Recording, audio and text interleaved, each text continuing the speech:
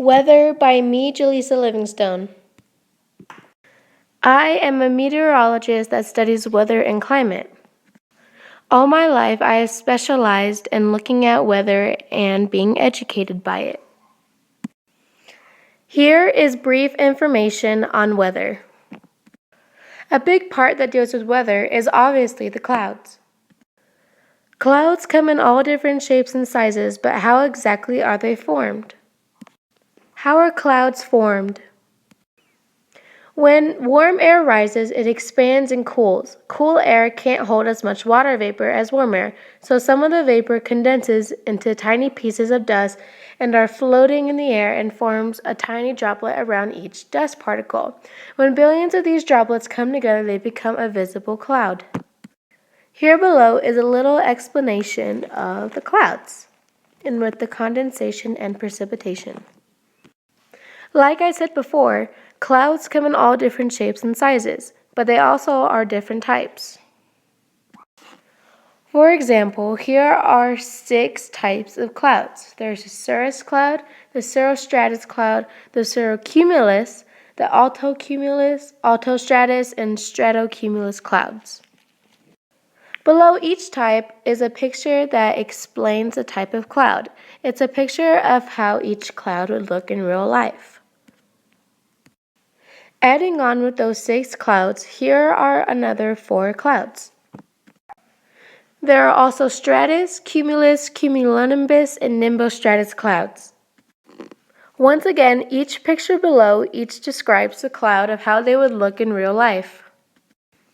With all the type of clouds, precipitation comes along with them. For example, rain and snow are 2 types of precipitation. Rain is when water droplets form from warm air. As the warm air rises into the sky, it cools. Water vapor, which is invisible water in the air, always exists in our air. Warm air holds quite a bit of water. For example, in the summer, it is usually very humid. When enough of these droplets collect together, we see them as clouds.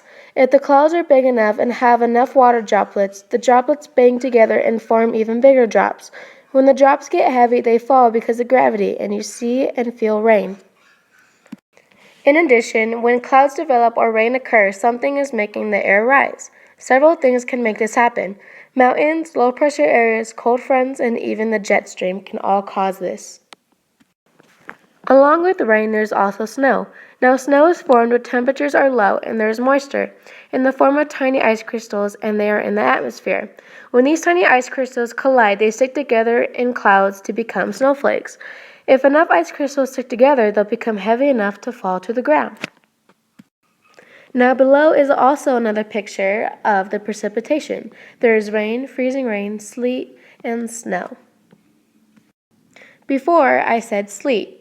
Now, sleet is also another type of precipitation. Sleet is rain or melted snow that freezes into ice pellets before hitting the ground. Sleet only happens under very specific weather conditions. As snow falls through the warm air, it melts or partially melts into raindrops.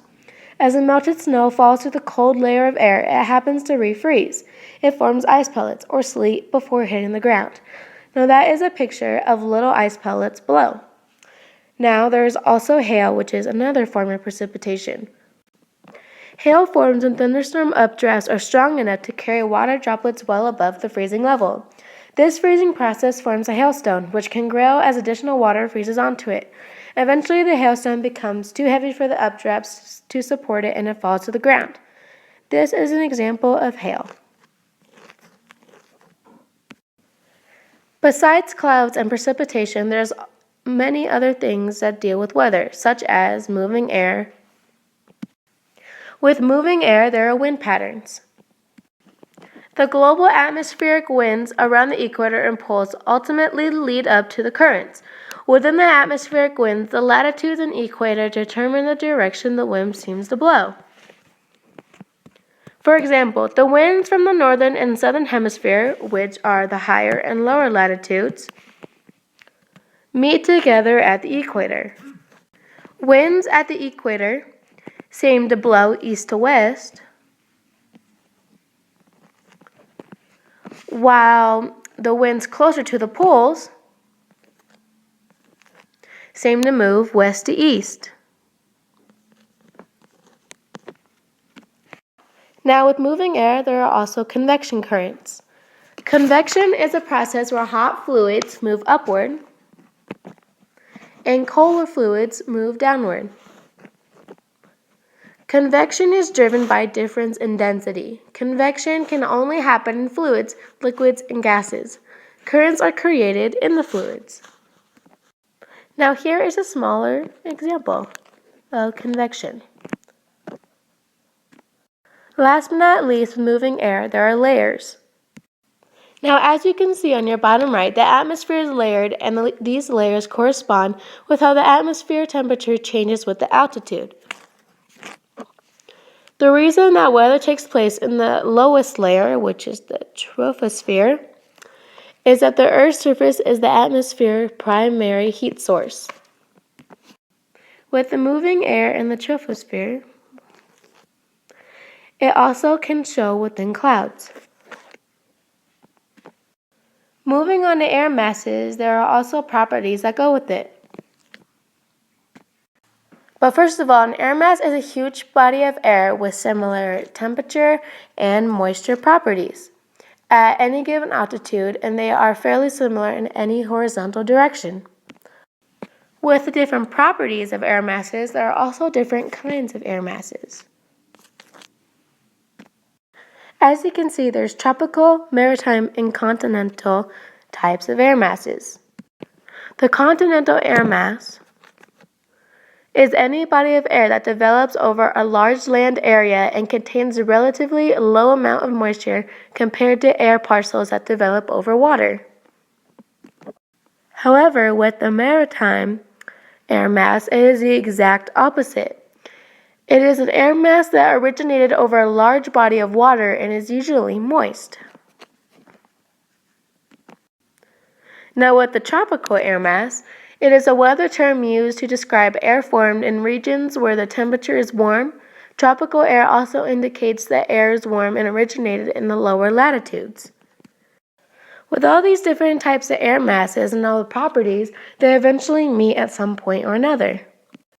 Now, the warm air and the cold air that deal with the different kinds of air masses, they usually meet between the mid-latitudes. With all this information that dealt with clouds, moving air, and air masses, I have gave you brief information on the huge concept weather. To this day, I am still a meteorologist looking at weather 24/7 and still examining it. Now, I hope that my brief information can help you later on.